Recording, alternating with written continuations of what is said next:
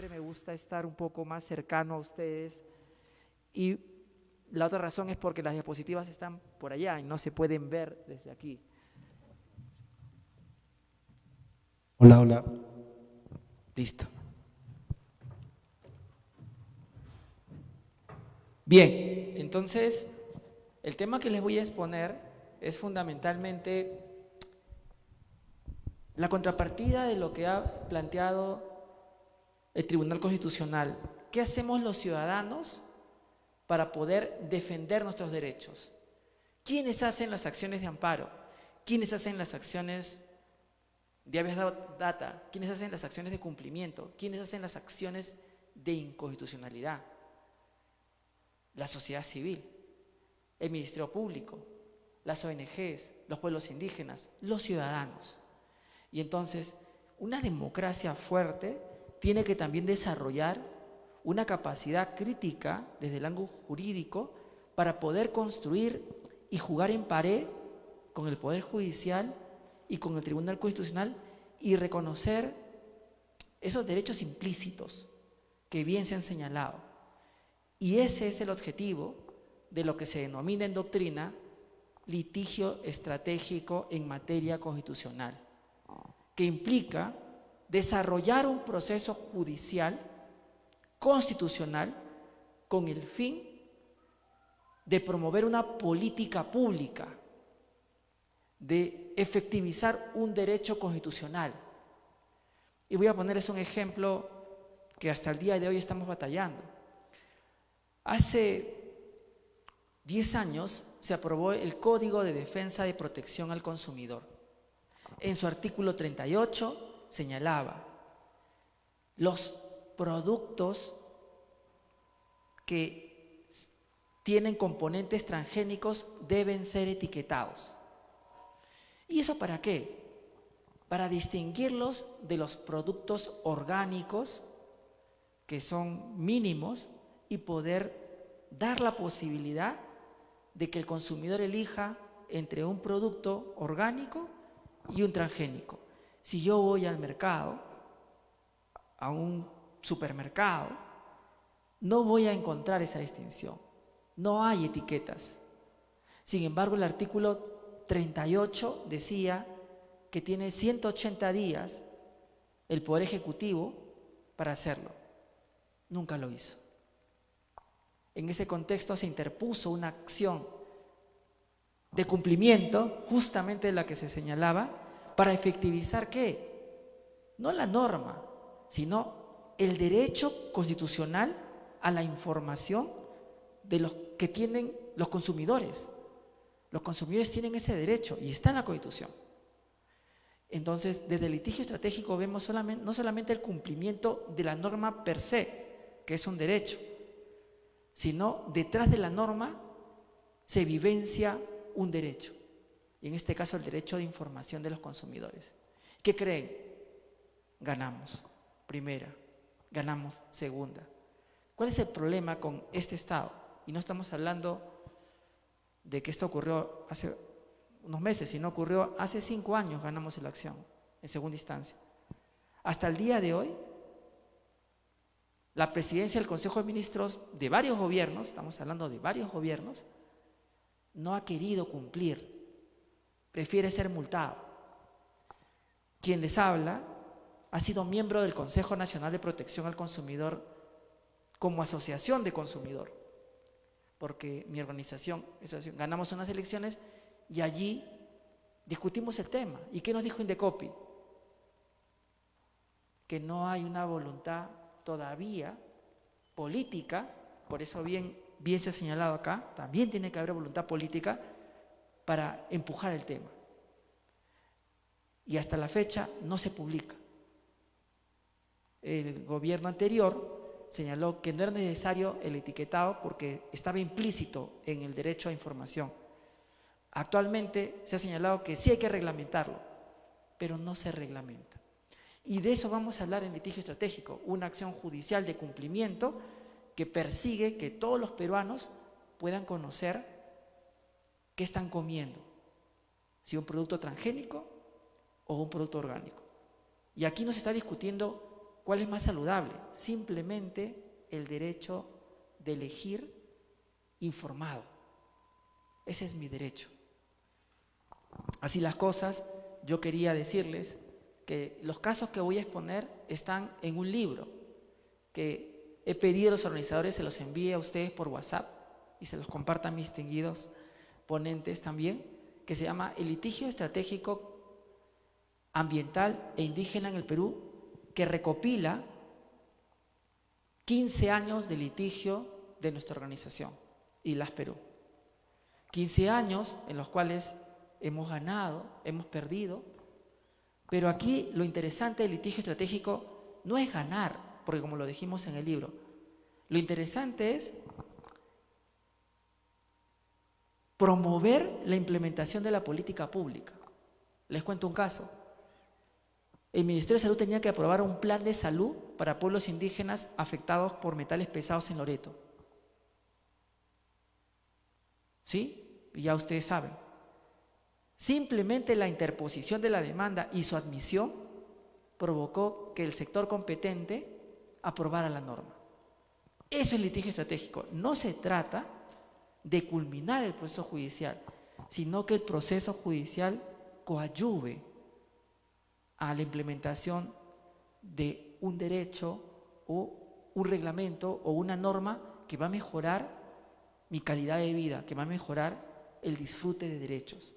De eso se trata el litigio estratégico. En la universidad nos enseñan mal como abogados. No tenemos que ganar los casos, tenemos que proteger derechos, tenemos que consolidar la democracia. Y eso no necesariamente significa acabar con sentencias favorables, sino que se cumpla. Entonces, como decimos en el libro, cuando se pierde, también se gana. ¿Yo para qué voy a seguir litigando contra el Estado si ya efectivizó lo que yo estaba buscando? Ya no más. Que me interpongan una excepción de sustracción de la materia y yo no me hago problemas, porque el asunto no era ganar lo formal, sino era ganar lo material. Dicho eso, siguiente diapositiva. Nosotros hemos resumido lo que es el litigio estratégico a partir de la doctrina que existe de la siguiente forma, ¿no? Primero, tenemos que reconocer que este litigio estratégico en el fondo recoge demandas sociales de comunidades. Ejemplo, Espinar, lo mencionaron. Espinar reclama remediación ambiental, Espinar reclama ser curados de los metales pesados que tienen en el cuerpo. Espinar reclama justicia, ¿no es cierto? Bueno, las demandas de cumplimiento que se hacen para implementar planes de remediación y planes para curarlos, justamente van en ese sentido. El litigio estratégico no es para individuos, es para defender colectividades. Es un clásico caso, y aquí el doctor Monroy es el maestro, de un proceso colectivo. En nuestro sistema legal, la mirada es individual. El artículo 82 es uno de esos pequeños casos donde sí se habla del patrocinio de intereses difusos y colectivos. Pero a nivel de derecho comparado, hay un proceso especial que es el proceso colectivo donde se discuten estos derechos, donde se discuten estas materias, que no tenemos que tratarlas de igual manera como que trato un proceso de un interés individual, ¿no? Este es el litigio estratégico, solo lo que incumbe a un interés social, a un interés colectivo. Eso es litigio estratégico. Tiene que vulnerarse sistemáticamente derechos por una acción o omisión. O sea, yo no llevo un proceso judicial solamente porque te afecta a ti. No, lo rechazamos. Ni a ti. Tiene que haber una sistemática vulneración de derechos en muchas personas. Esos son los casos que se llevan en litigio estratégico. Esos que son de colectivos y que se verifica que incluso puede haber casos que se conocen como estado de cosas inconstitucionales, como lo dicen en Colombia. Y de hecho Colombia es uno de los países donde se empuja el litigio estratégico. Y una de las preguntas que los magistrados suelen hacer en segunda instancia, el Poder Judicial, es, a propósito de una sentencia última que salió del Tribunal Constitucional, y no es infidencia porque la audiencia es pública y se escucha, y todos lo pueden escuchar, es: ¿y no tienes un temor de que el activismo judicial que hacemos nosotros cuando resolvemos esas causas pueda interferir en las funciones del Poder Ejecutivo o en las funciones de un órgano estatal? Y la respuesta es no, porque acá lo que estamos hablando es de afectación a derechos. Y el Tribunal Constitucional ha dicho que en esos casos sí se puede hacer control de convencionalidad y constitucionalidad. Acá no queremos interferir en su competencia, lo que queremos es proteger derechos. Caso Espinar. Espinar, queremos que los campesinos sanen. Yo, para venir a Cusco la primera vez, no vine a Machu Picchu, vine a Espinar. Conozco la realidad de esa comunidad. Entonces, creo que hay allí un tema pendiente, ¿no? Siguiente: proceso judicial como mecanismo de implementación de políticas públicas. ¿Sí? Cuando el Tribunal Constitucional consagra el derecho al olvido, lo hace porque también un litigante puso el tema. Cuando mi amiga Carolina Loaiza lleva el tema del proyecto de vida a la Corte Interamericana, en el caso de su hermana, Loaiza Tamayo, también es el litigante una especie de promotor de un derecho o consolidación de un derecho implícito. Y este es un debate. De hecho, ese es el tema de tesis de Carolina Loaiza, ¿no? El litigante como una especie de promotor de fuente de derecho, porque los tribunales no pueden resolver más allá de lo que pediste. Por lo tanto, hay una coautoría entre lo que hace la Corte Interamericana, lo que hace el Tribunal Constitucional o lo que hace el Poder Judicial, porque alguien le puso la demanda, alguien le puso el tema. Si no hubiera abogados que hicieran litigio estratégico, los tribunales no podrían innovar tanto. Es como lo que vimos, yo soy un fanático del fútbol, lo reconozco, ¿no? Como lo que vimos ayer con Cristal y el equipo boliviano, ¿no? Juego en equipo. Y el sistema legal funciona así, un juego en equipo. Todos estamos queriendo consolidar la democracia y derechos constitucionales. No estamos enfrentados, todo lo contrario, somos aliados del mismo proceso. El otro tema es: los actores sociales son los protagonistas de la acción legal. Y en las acciones que llevamos no van a ver mi rostro, van a ver el rostro de los indígenas, de las personas afectadas, porque los protagonistas son ellos. Y ahí estoy de acuerdo con lo que se ha planteado acá. Estas acciones también tienen un contenido político, porque esas personas reclaman una reivindicación de sus derechos, una agenda propia ante el Estado. Y así es como se forma la mesa de salud de Espinar, en el MINSA. Independientemente de los procesos judiciales, hay una mesa de diálogo permanente. Entonces, estos procesos judiciales también tienen un componente político, porque cuando demandas, ya les he dicho, no demandas para ganar, demandas para poner la agenda de un grupo hipervulnerable, de un sector de la población no escuchado. Eso es lo que demandas. Y les cuento un caso. Hacia el 2012 se aprueba en abril el reglamento de la ley de consulta previa. En él se dice que los servicios públicos no deben ser consultados cuando afectan pueblos indígenas porque les beneficia. El artículo 6 del convenio 169 dice: toda medida administrativa o legislativa que afecta a pueblos indígenas, sea positiva o negativa, tiene que ser consultada. El reglamento decía no, cuando les beneficia no. Los manuales del Ministerio de Cultura decían: se consultan medidas tanto que perjudican como que benefician. Lo llevamos al Poder Judicial con mi colega Lilian Delgadillo, con el APU Jorge Pérez y otros indígenas, líderes de movimientos amazónicos. ¿Y qué creen? Perdimos en primera instancia, perdimos. Porque los jueces de la sala constitucional de Lima que vieron el caso, dijeron: Si los beneficia, ¿para qué tenemos que consultarles? Basta la participación ciudadana. ¿Qué hicimos? Apelamos. Llegamos a la Corte Suprema y en una reñida vista la causa, que está en internet, es pública, logramos que se revirtiera la sentencia, pero nosotros pedimos que se deje sin efecto la norma, ¿no? Y a partir de ahora se consultan cuando se hace una carretera que atraviesa un territorio indígena.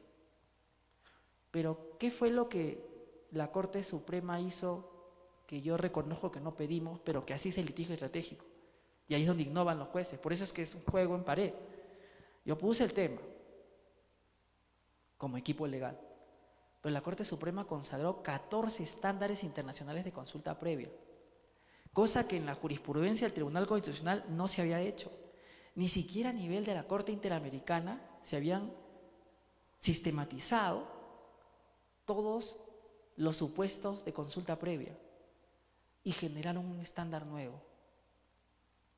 Y esta sentencia hoy día es la bandera de las organizaciones indígenas. Y yo les invito a que lo revisen. De hecho, también le he encargado al expositor que reparte ese libro donde se comenta esta sentencia, porque también hemos escrito sobre el particular. El litigio estratégico también implica que haya una comunicación de los resultados de los procesos.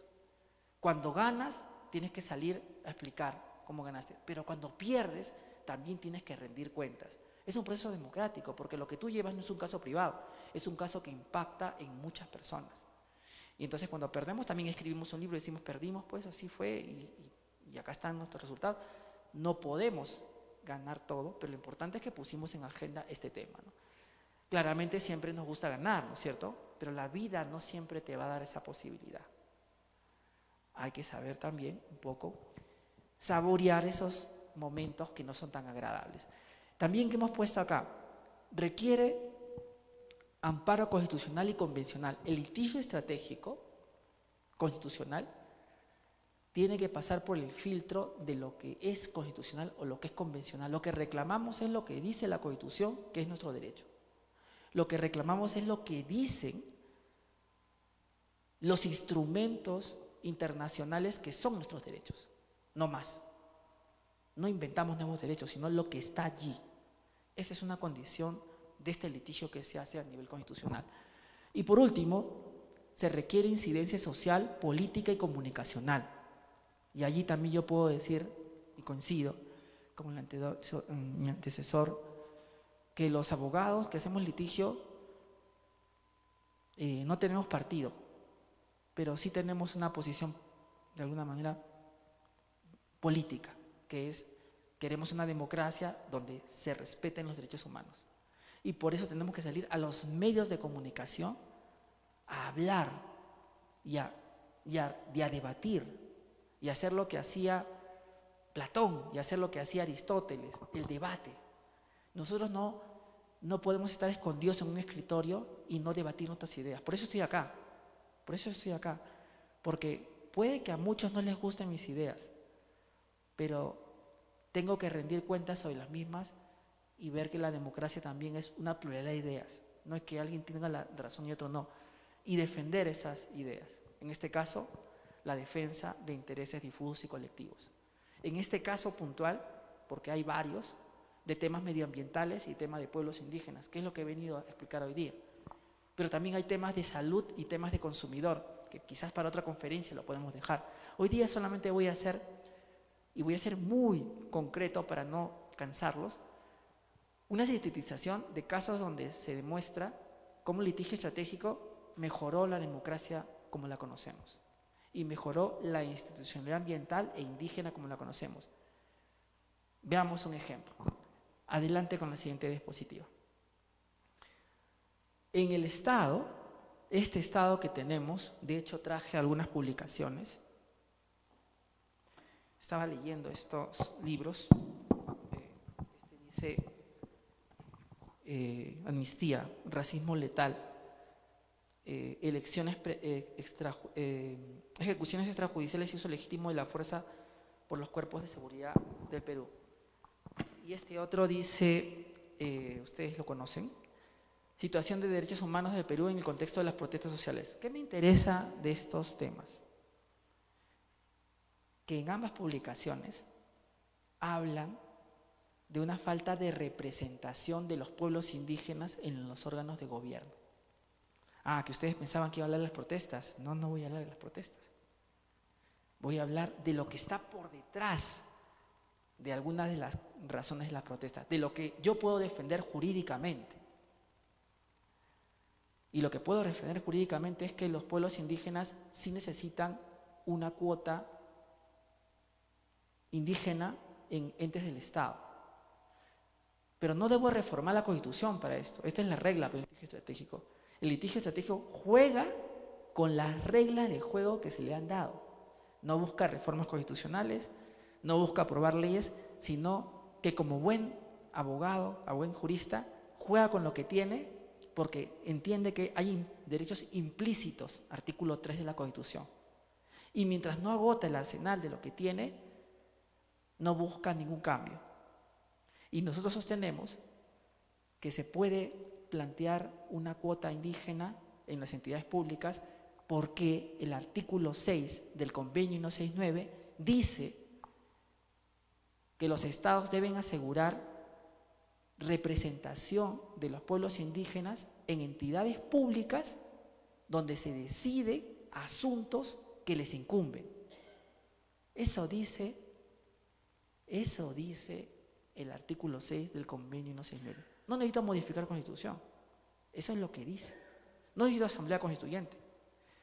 Ni siquiera necesito una protesta social. Yo quiero que se efectivice la norma.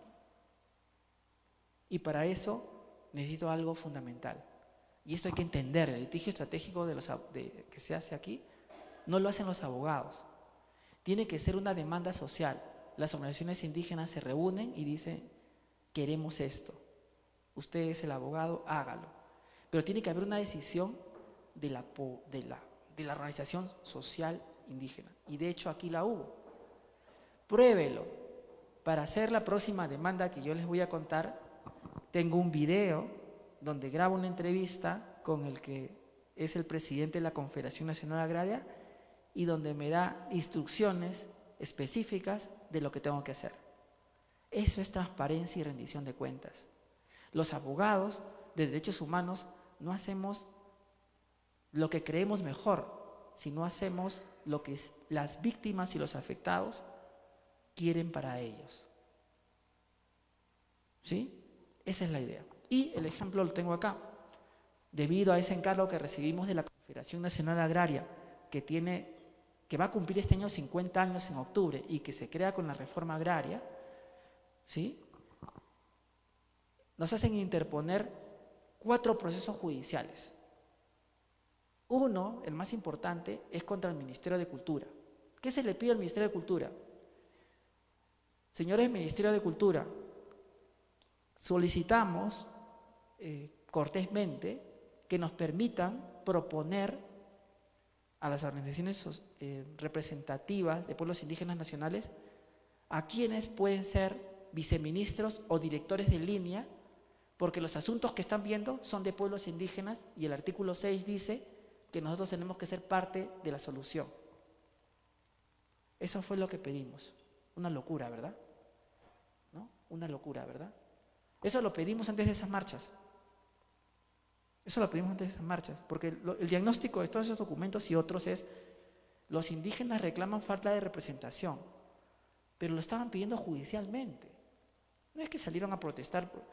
Estos procesos estaban desde el 2017, sino que no vemos el escenario completo. ¿Y qué ocurrió? Ganamos el caso. Y les puedo alcanzar. En un hecho sin precedente, el juez del 4º Juzgado Constitucional de Lima dijo, literal, este es su texto, ¿quién mejor que los propios pueblos indígenas para velar por sus intereses? ¿Quién mejor que alguien que conoce del campo y de su gente para saber cómo se sienten y poder implementar políticas públicas para pueblos indígenas? Eso es lo que dijo. Siguiente diapositiva, y vamos a ver la sentencia. ¿Qué dice la sentencia? ¿Qué da el juez? El juez dice lo siguiente, a ver, una unita más. Dice, ordenamos al Ministerio de Cultura que efectivice la participación de los pueblos indígenas originarios en el Viceministerio de Interculturalidad y las direcciones de línea. Para ello, deberá emitir un reglamento especial que permita, de forma transparente, designar en cargos de dirección a los representantes propuestos por las organizaciones representativas nacionales de pueblos indígenas u originarios. No pide nada extraordinario al Ministerio de Cultura. Le está diciendo que saque un reglamento para que ellos puedan acceder a esos cargos públicos. ¿Por qué? Porque lo que descubrimos en las convocatorias para los puestos de directores es que pedían maestrías, doctorados, y ahí estoy de acuerdo con el doctor. Publicaciones. Oiga, yo soy un líder indígena, ¿cómo voy a tener doctorado, magíster e investigaciones? Jamás voy a ser director, nunca en mi vida. Sin embargo, conozco a los pueblos indígenas desde hace 20 años, 30 años. ¿No vale nada eso? No. Y lo que el juez quiere hacer es que se pidan requisitos de acuerdo a la naturaleza de las cosas, de acuerdo a aquellos que están postulando, para que ellos puedan ser parte de los gobiernos de turno. ¿Quieren que les diga la parte amarga? Celebramos esta sentencia con todas las organizaciones indígenas, pero la victoria no nos duró muy poco porque el Ministerio de Cultura apeló.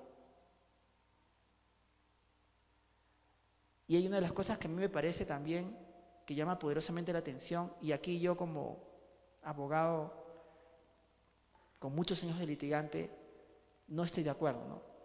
Si un juez va a sentenciar de alguna manera adversa, los argumentos que exponga tienen que decírselos al otro abogado para que podamos tener el derecho de rebatir, de defensa. Si en la audiencia no pregunta nada y se queda callado y dice siguiente, no es justo que después veas una sentencia donde tú no has podido refutar el pensamiento jurídico de esos 3 magistrados. Eso es lo que yo noto que ocurre en diversos espacios judiciales. Los jueces no se preparan, y hay que decirlo, para leer todos los casos y no hacen preguntas suficientes y recién luego de la audiencia oral hacen su sentencia.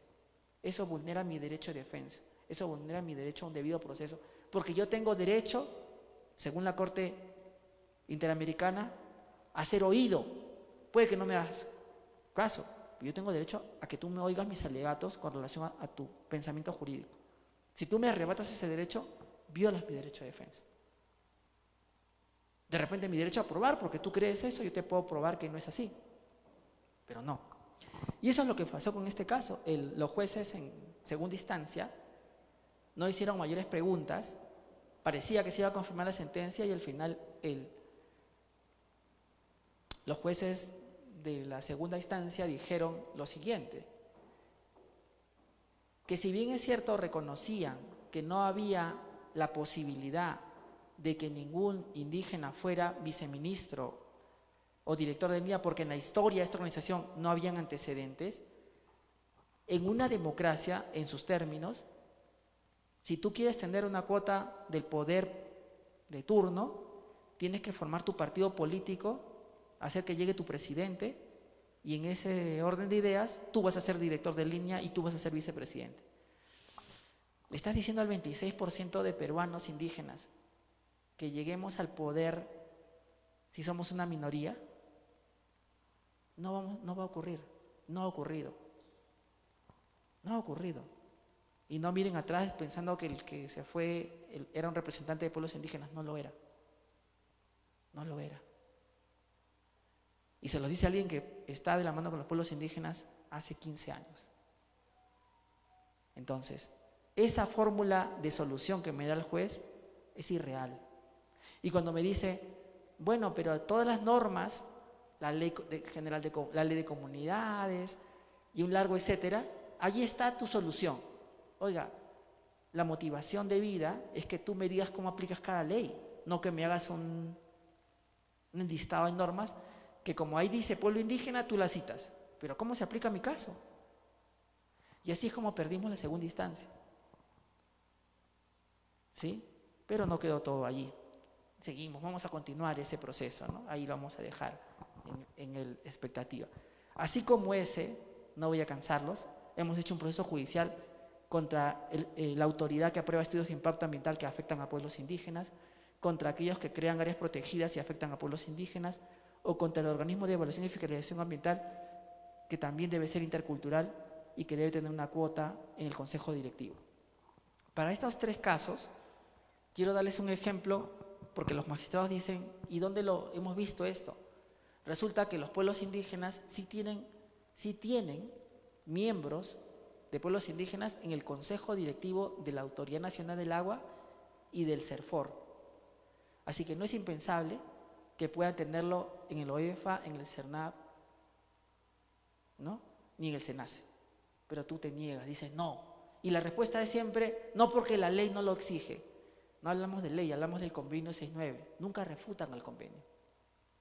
Es la base, en base a legalidad que defiende su estado de cosas, ¿no? Un estado de cosas que nos ha traído una crisis jurídica, política y social. Hay que trabajar, y en eso estoy de acuerdo con lo que se ha expuesto acá, con las reglas de juego que tenemos. Sí se puede, pero si somos realmente honestos y aplicamos una interpretación teleológica de las normas, no restrictiva. Siguiente, y ya vamos terminando, no quiero cansarlos.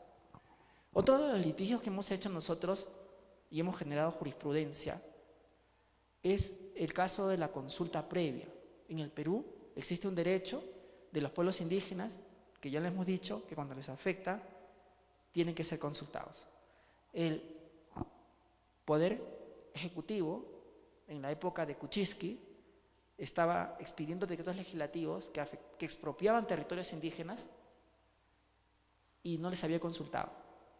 Interpusimos una acción de amparo y logramos la inaplicación para las organizaciones indígenas que eran las demandantes, ONAMIAP, CNA, entre otras, ¿no? Porque los decretos legislativos también se consultan cuando afectan a pueblos indígenas, ¿no? ¿Qué más hemos ganado? También hemos visto el caso de la consulta previa legislativa. Y este es otro caso interesante. Justamente tiene que ver con estos libros que acá no los lean, no los lean. Esos libros, no los lean. Justamente tiene que ver con esa demanda social que dice, no me representa el Congreso. Los indígenas de Puno, de Apurímac y Ayacucho dicen, no me representa, y está en sus pancartas. Esto no es algo que es un hecho notorio, es un hecho público. No hay nada que refutar. Pero la pregunta es, ¿por qué dicen eso? ¿Con las reglas de juego del sistema puedo manejar una representación aceptable del Congreso? Sí. ¿Cómo lo puedo lograr? ¿Cuál es la palanca?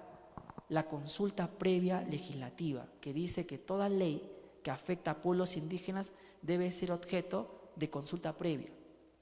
Y entonces, ¿qué tengo que lograr para ello? De acuerdo al Ministerio de Cultura, tengo que modificar el reglamento del Congreso para que el procedimiento parlamentario permita consultar la ley. No lo es hasta ahora. ¿Quién más está de acuerdo con esta postura? La Defensoría del Pueblo. De hecho, cuando se conmemoró el fatídico 5 de junio, Día del Baguazo, el lunes pasado, la Defensoría del Pueblo sacó una publicación donde dijo, no olvidemos, señores congresistas, que las leyes que afectan a pueblos indígenas se consultan. Entonces, ¿tenemos que reformar la Constitución? No. Tenemos que cumplir lo que ya está vigente. Y eso es bastante. El problema es que tenemos una normatividad abundante, pero no se cumple. Siguiente, y ya vamos cerrando rapidísimo. Ya, ahora sí, cosas buenas. No se pongan tristes. Una de las cosas que nuestra organización, porque nosotros somos un centro de investigación también, hicimos fue identificar que para que el Perú sea un país donde haya una menor contaminación ambiental, necesita estudios de impacto ambiental de calidad. ¿Y qué descubrimos? cuando empezamos a investigar que en el Perú muchos ministerios no habían aprobado reglamentos para aprobar estudios de impacto ambiental, ni reglamentos de participación ciudadana ambiental. No obstante, y acá me remito a la normativa vigente, que en el año 2009, el Decreto Supremo 019-2009 MINAN dio 180 días para que todos los sectores tengan reglamentos de protección ambiental. No lo hicieron. Y también con el Decreto Supremo 002-2009 MINAN le dijo a todos los sectores que saquen reglamentos de participación ciudadana ambiental. Tampoco lo hicieron. Y les voy a poner un caso que por eso he llegado acá hoy día. Gracias por la invitación. ¿Por qué? Porque quiero decirles que fue debido a una acción de cumplimiento interpuesta por nosotros como organización no gubernamental ILAS Perú, que se aprobó el reglamento de protección ambiental del sector turismo, que se aprobó hace una semana. Fue una acción judicial y está allí el expediente. Lo ganamos en 2 instancias. La sentencia es del año 2019. Hemos tardado en su ejecución, pero se ha conseguido. Por eso es correcto lo que se dice acá. A veces ganar el proceso no es tan difícil, ejecutarlas. Ganarle a un privado es fácil, pero cuando tú le ganas al Estado, es más difícil. Y eso que no les contaba los casos de los trabajadores, que es otra historia, ¿no? Pero hablemos de este caso. En este caso, el Ministerio de Comercio Exterior y Turismo no quería aprobar su reglamento de protección ambiental del sector turismo. No quería. Al final lo aprueba, pero ¿ustedes creen que ponen el considerando que lo hace por un mandato judicial? No.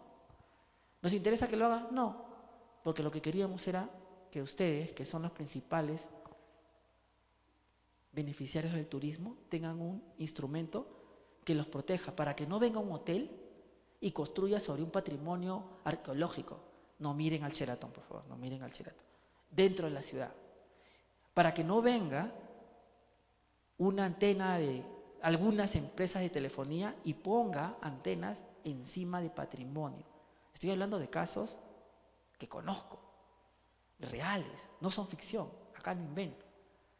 Y les cuento otra cosa. Ustedes tienen un problema con antenas de telefonía en Cusco, justamente porque se ponen sin pedir permiso, sin participación ciudadana, sin evaluación de impacto ambiental.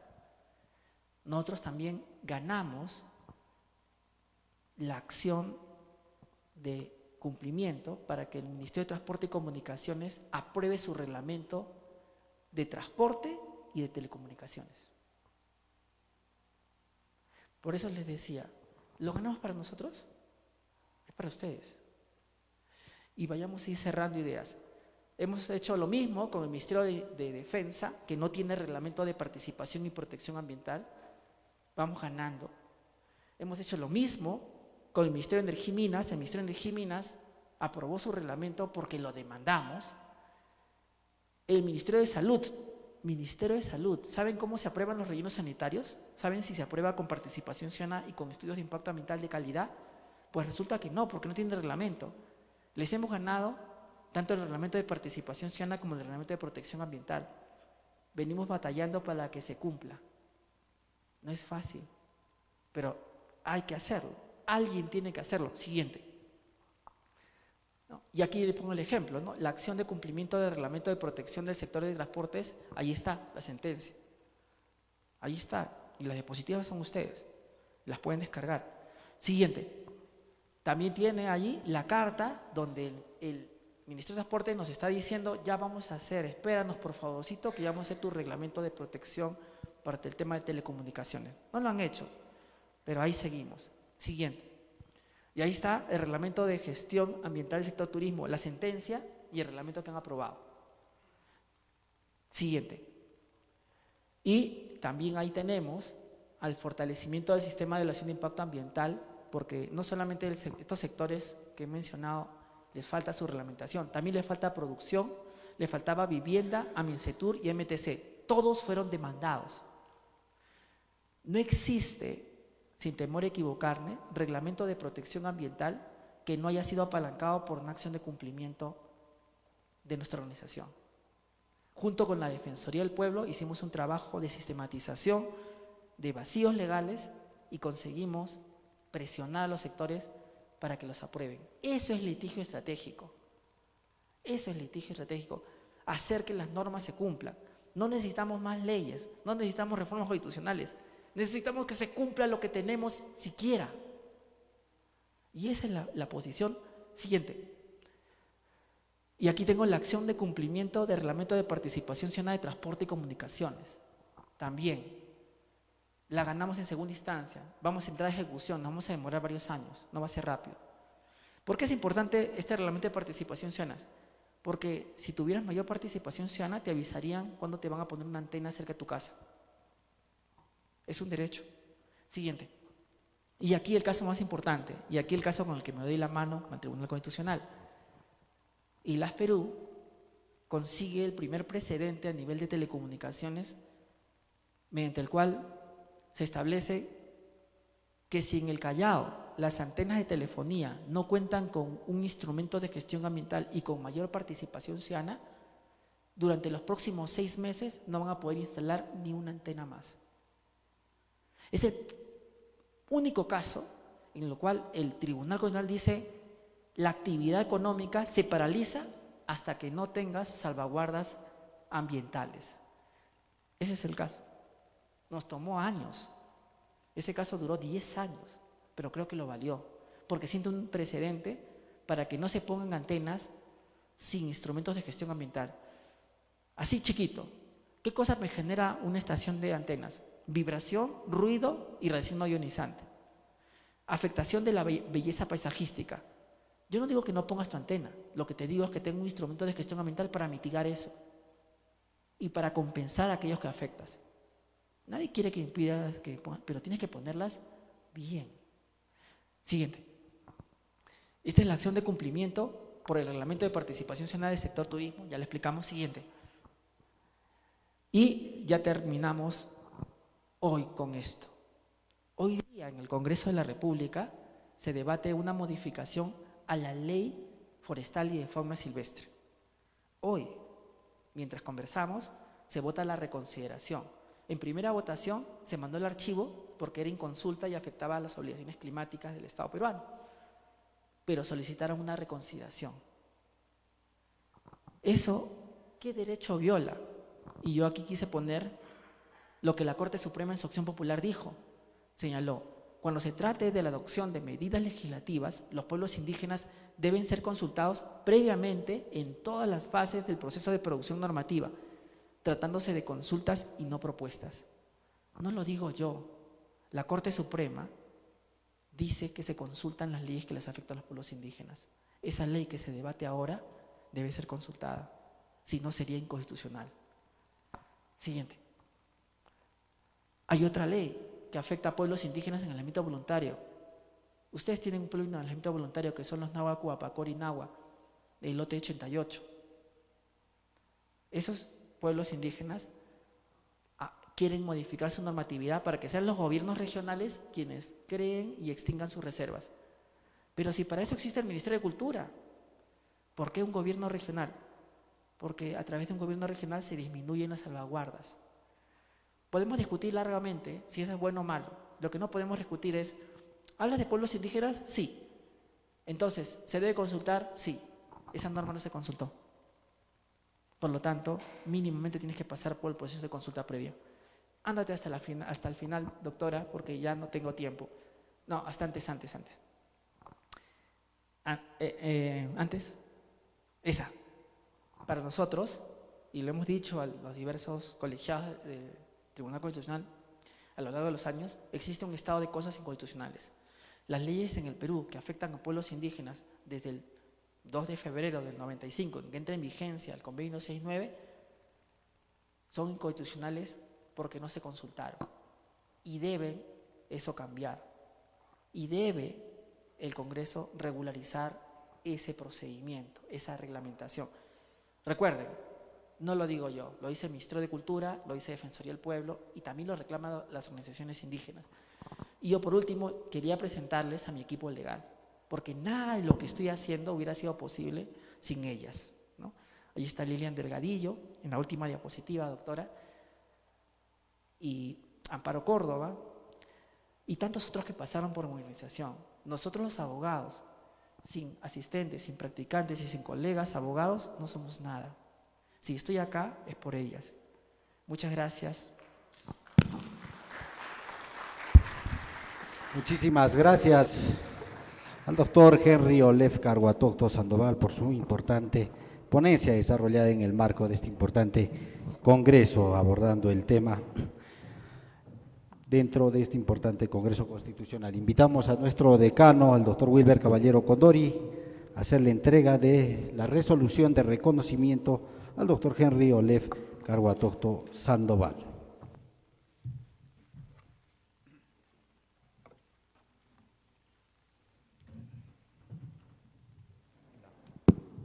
Hola.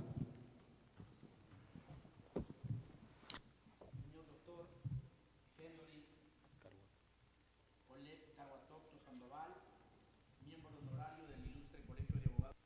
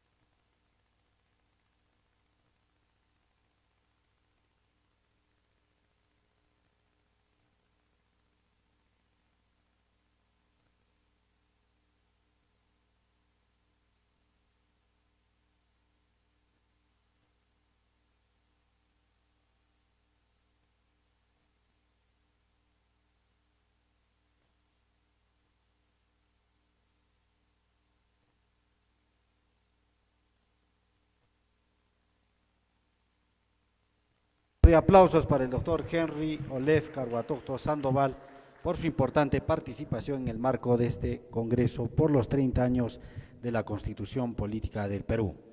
Siempre es grato también tener los profesores también que se dan esta cita importante en este Congreso nacional e internacional.